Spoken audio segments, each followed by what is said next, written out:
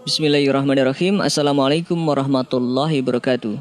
Saat kita berkendara di jalan raya, resiko menabrak kendaraan lain ataupun hewan pun pasti ada. Salah satu hewan yang sering tertabrak oleh pengendara adalah kucing. Khusus hewan kesayangan Nabi ini, ada mitos yang beredar di masyarakat sehingga orang-orang langsung menguburkan hewan tersebut. Lalu, mengapa kucing harus dikubur? Apa alasan sebenarnya menurut Islam dan fakta ilmiah?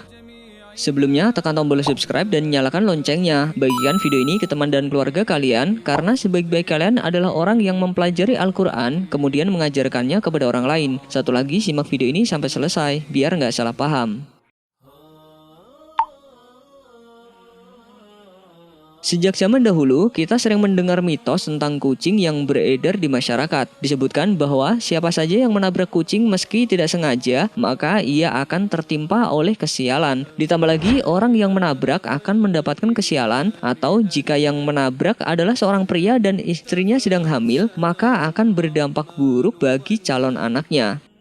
Hingga masa kini, mitos kuno tentang kesialan akibat menabrak kucing pun masih dipercaya oleh banyak orang. Banyak yang mempercayai hal tersebut tanpa mengetahui apa alasan atau fakta yang sebenarnya tentang menabrak kucing. Lantas, bagaimana Islam memandang mitos semacam ini?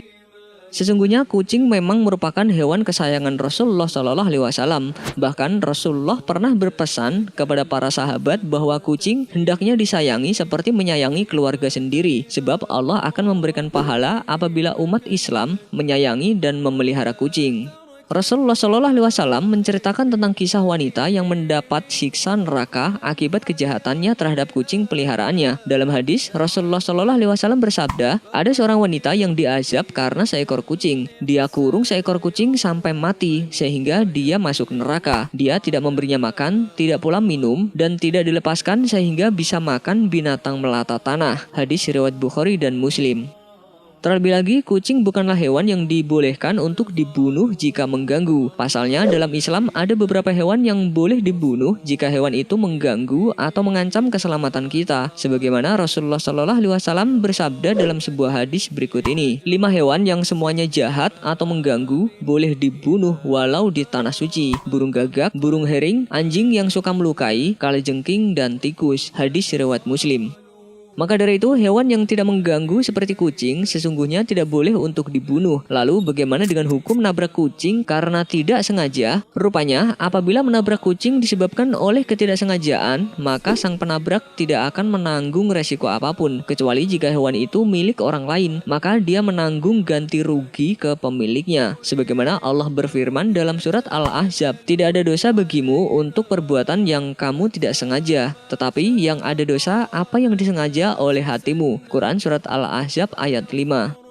Maka dari itu, tugas kita yang secara tidak sengaja menabrak kucing hingga mati adalah menguburnya, agar bangkai kucing ini tidak mengganggu orang lain. Islam juga menyebut kegiatan menyingkirkan gangguan dari jalan termasuk husnul khuluq atau amal baik. Dari Abu Hurairah radhiyallahu anhu, Nabi SAW bersabda, ditampakkan kepadaku amalan seluruh umatku, yang baik maupun yang buruk. Aku melihat di antara amal baik mereka, menyingkirkan sesuatu yang mengganggu dari jalan. Hadis riwayat Ahmad dan Muslim. Di samping itu, kita memang dianjurkan mengubur bangkai kucing. Pasalnya, jika dibiarkan begitu saja di jalan raya atau dibuang ke sungai, maka akan berbahaya. Seperti yang diungkapkan oleh dokter hewan Abraham Shah yang dikutip dari faktabanten.co.id. Jika bangkai kucing atau hewan lain seperti tikus dibiarkan begitu saja atau dibuang, maka bisa menyebabkan penyakit toksoplasma pada manusia.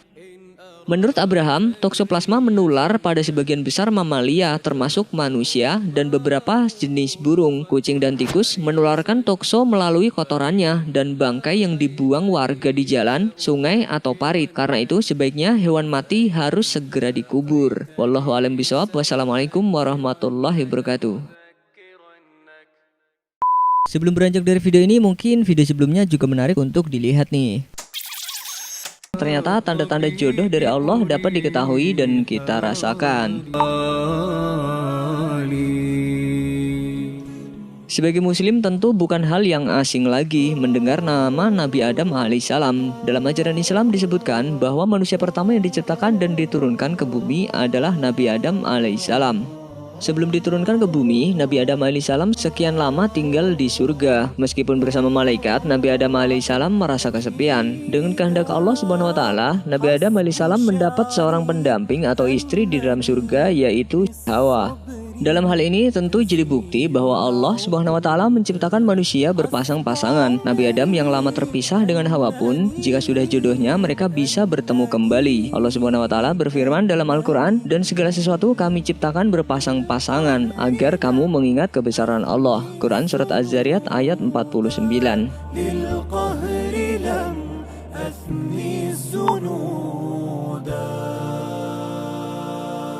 Jodoh adalah salah satu rahasia ilahi. Tak ada yang tahu siapa, kapan, di mana, dan bagaimana setiap manusia menemui jodohnya. Namun ternyata Allah telah memberikan dalam tanda kutip bocoran ciri-ciri siapa jodoh kita kelak.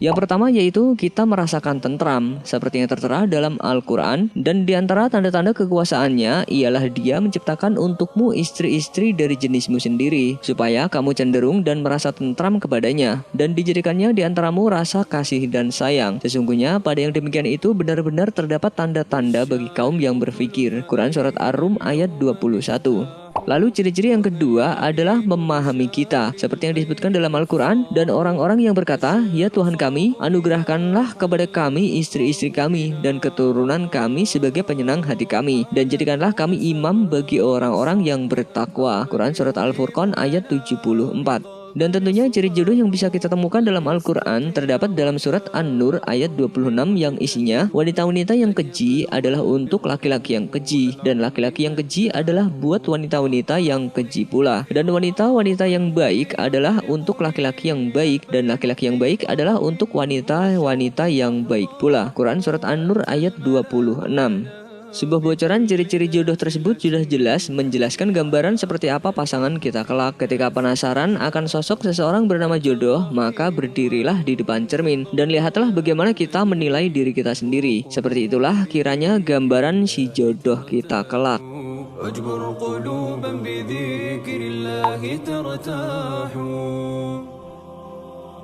Di balik itu ada baiknya kita memanjatkan doa kepada Allah Subhanahu wa taala agar diberikan jodoh yang baik. Sesungguhnya Allah sangat suka dengan orang-orang yang sering berdoa. Salah satu doa yang bisa dipanjatkan untuk mendekatkan jodoh tertera dalam Al-Qur'an. "Ya Tuhanku, janganlah Engkau membiarkan aku hidup seorang diri, dan Engkaulah waris yang paling baik." Quran surat Al-Anbiya ayat 89. Selain itu, ada salah satu doa dari Nabi Musa alaihissalam yang paling terkenal dan diamalkan oleh banyak orang. Doa inilah yang selalu direkomendasikan untuk mendapatkan rizki dan jodoh dari Allah Subhanahu wa taala. Dalam surat Al-Qasas disebutkan, "Ya Tuhanku, sesungguhnya aku sangat memerlukan sesuatu kebaikan yang Engkau turunkan kepadaku." Quran surat Al-Qasas ayat 24. Bagi laki-laki yang sedang menanti datangnya jodoh, sangat dianjurkan untuk membaca doa yang berbunyi, "Ya Rob, berikanlah kepadaku istri yang terbaik dari sisimu, istri yang aku lamar dan nikahi, dan istri yang menjadi sahabatku dalam urusan agama, urusan dunia dan akhirat." Begitupun sebaliknya, perempuan juga diharuskan berdoa dan berikhtiar untuk mendapatkan suami yang baik dengan berdoa, "Ya Rob, berikanlah kepadaku suami yang terbaik dari sisimu, suami yang juga menjadi sahabatku dalam urusan agama, urusan dunia dan akhirat." Wallahu a'lam bishawab. Wassalamualaikum warahmatullahi wabarakatuh.